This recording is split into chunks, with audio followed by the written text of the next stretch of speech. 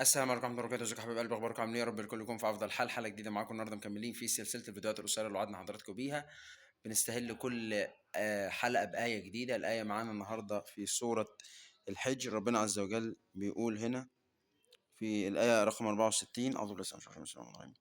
وآتيناك بالحق وإنا لصادقون فأسر بأهلك بقطع من الليل واتبع أدبارهم ولا يلتفت منكم أحد وامض حيث تؤمرون وقضينا إليه ذلك الأمر أن دابر هؤلاء مقطوع مصبحين.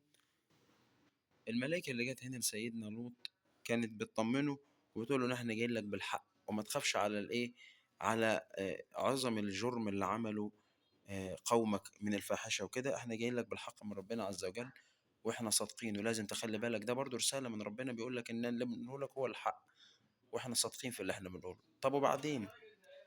فأسر بأهلك بقطع من الليل واتبع أدبارهم ولا يلتفت منكم أحد. حتى ده تاخده منهج لحياتك. الناس اللي على الطغيان وعلى الظلم وعلى عدم عايز اقول لك الالتزام بمنهج ربنا عز وجل، ما تلتفتش التفات ليهم حتى.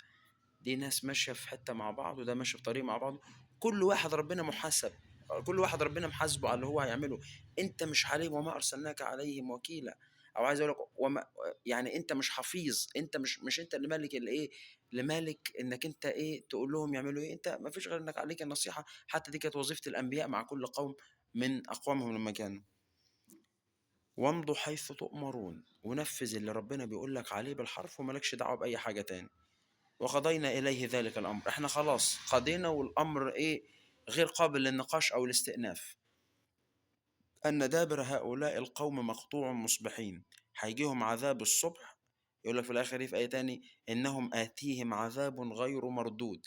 فربنا لما بيمهل لحكمة، ما بيمهلش إهمال كده إن هو مش فاكرهم ولا ما واخدش باله ولا سبحانه وتعالى مش قادر عليهم إطلاقا.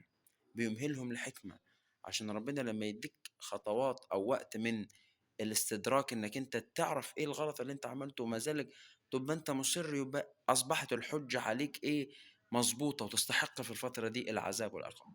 ندخل في الآية بتاعتنا عشان ندخل في حلقة النهاردة عشان ما في حلقة النهاردة عشان ما نطولش عليكم.